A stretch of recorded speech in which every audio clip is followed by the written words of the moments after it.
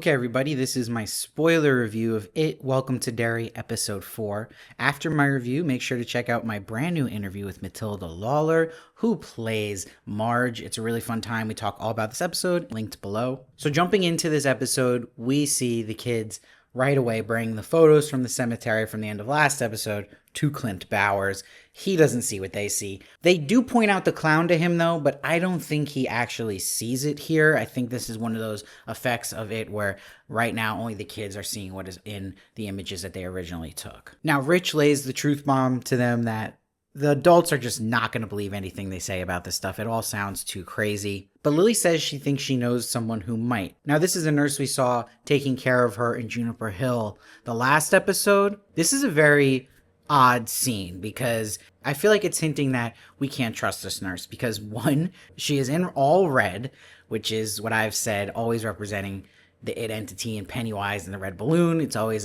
just a color you can't trust in this show. And even the red on her dress looks like red balloons. It's a quick scene. It ends with her just ending on a shot, a close-up that just feels mischievous to this character. And the way she's encouraging to not let any of this non-belief stop them and to go for what they're looking for. And when she brings up the kids from the 30s that, oh, something did happen where the kids were missing but doesn't know else to it, just seems very, very untrustworthy. So definitely a character that could be influenced by the It entity. We'll see. Now, I like we got anything that is the turtle references, obviously alluding to the lore of Moutrin, but we got Bert the Turtle, which is the mascot of the school again, but this time in a safety course in the class on the projector about ducking and covering. And remember, it's just an allusion to this turtle hinting at duck and cover from It that is come to this town. Now, the wheels started rolling for Charlotte's story in this episode, and where you thought it was going to go, it's actually going here, where when she gets wind of what's going on, that a black man was arrested on a charge of the missing kids, which we know is Hank, she really looks into this now and starts shaking up the scene. I mean, she also gets information here too from Rose, and Rose informing her that there's something off about Derry and that things happen here from time to time. So she's learning so much information in this episode. And you know Charlotte is going to end up being a huge character in how things end up. She also finds the photos from the cemetery in Will's drawer, and she learns more from Will here. And that something came after them. And she's already, in response to this, on the like, okay, you guys can't just be running around town by yourselves now. Like, something's clearly up. But Leroy will take Will to go fishing, which was probably one of the best scenes of the episode. I think this is the first jump scare that got me because I was trying to analyze what kind of fish Will was grabbing in the water. And it turns out that his father's hand appears as the It entity, and he's all burnt up, referring to what he said, how would this entity know about my nightmares I had about my father in the Korean War? And this entity, as his father says, you'll burn too. And we know in the lore of the movies and this universe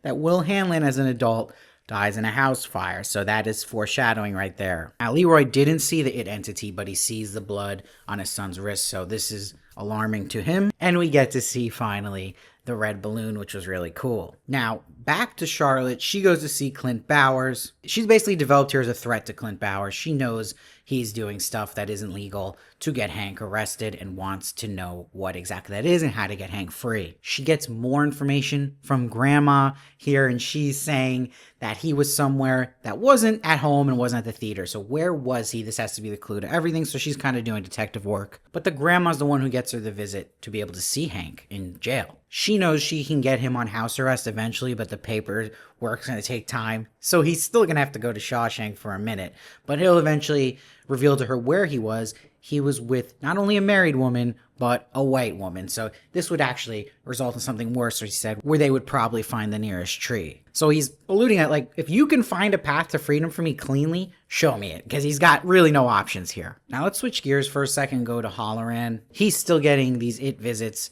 in the version of his grandma. A lot of grandma stuff in this episode. But she's telling him to keep that lid on tight and to watch yourself. So it feels like a threat from It to Halloran. Leroy will confront Halloran about what the hell is this thing we're looking for, and this is where Halloran snaps and is like, I don't know. It really is fascinating having Halloran in this story. I think it makes it so much more interesting, and having someone who has really strong powers around It, and how that can affect everything going on with It in general in this town, and how he targets a Halloran in a different way. Now, things are always most interesting to me in the show with the kids, And it happens here again where the kids are talking about that this entity could kill them at any time, but it doesn't. It really is just scaring them right now. What's important is Lily brings up that Maddie, they don't know, is actually dead. He's still under just disappeared, remember? But before he disappeared, he told Lily he was seeing weird stuff. And of course, Phil and Teddy were also seeing weird stuff. But Mike brings up this really interesting concept of fear and that the predator wants to feed on the fear hormone. So they just got to be at the right level for him to want to eat,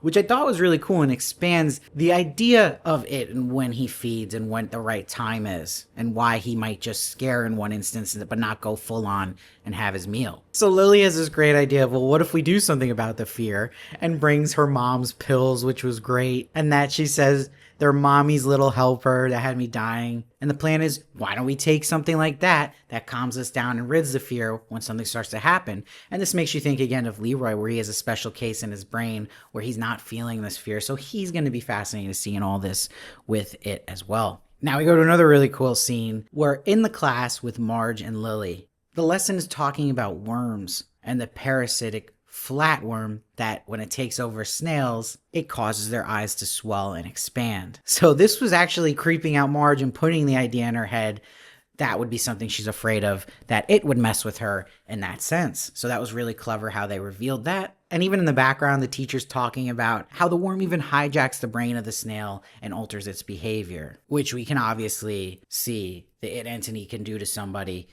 like a Marge. Now, where things get worrisome for Lily is Patty's there urging Marge to ask Lily to lunch. And Marge is like, I miss you. So there you're already getting worried. Like, what are they plotting?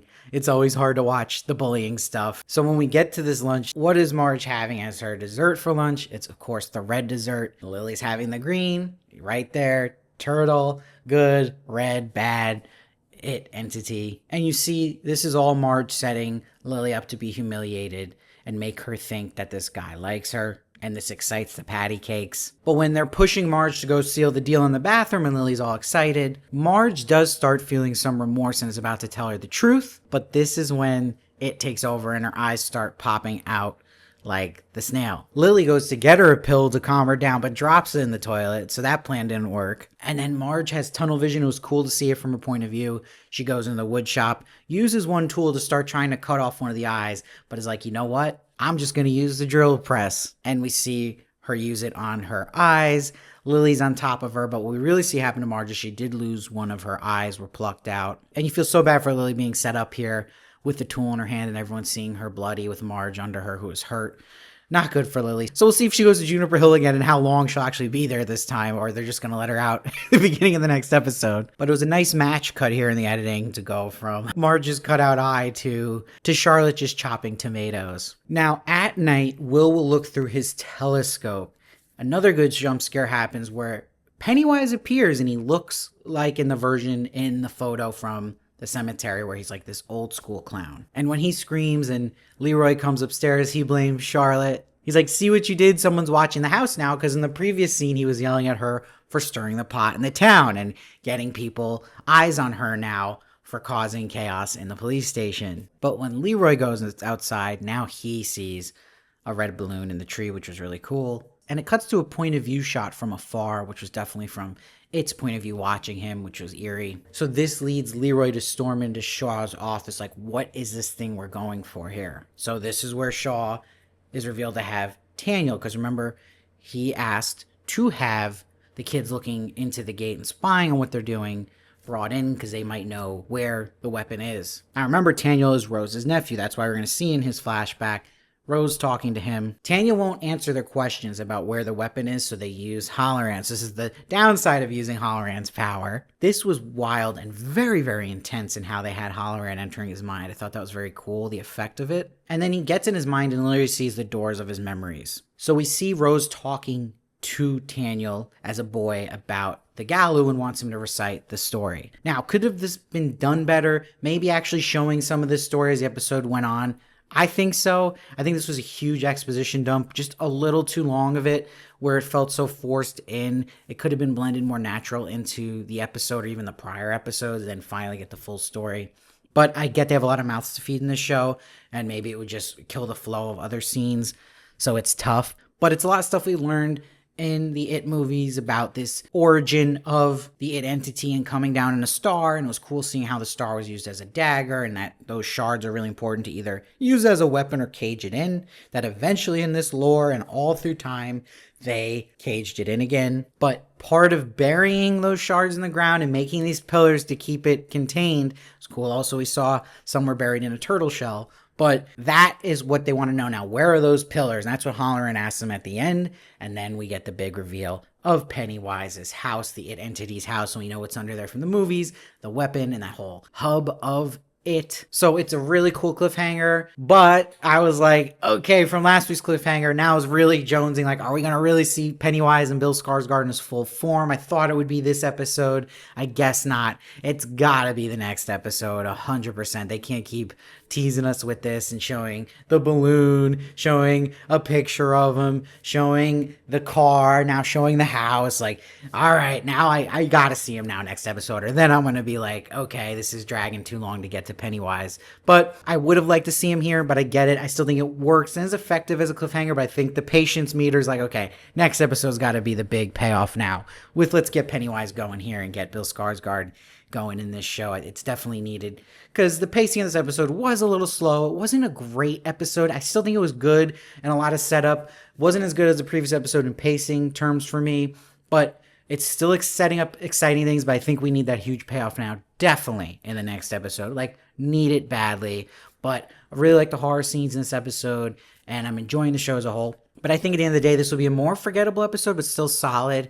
So I'm going to give this episode an 7.8, but with room, obviously, to go up really high. I think we're going to get a huge banger of an episode next week. It's got to come at this point. Let me know your theories down below, how you think this is going to play out, what you observed. Let me know your thoughts on this episode, and please check out my interview with the actress of Marge and my interview with the actress of Lily. They're both really fun times. I hope you enjoy it. And I'm obviously going to have more It interviews coming as well. And please subscribe to the channel so you don't miss one of my reviews or my interviews.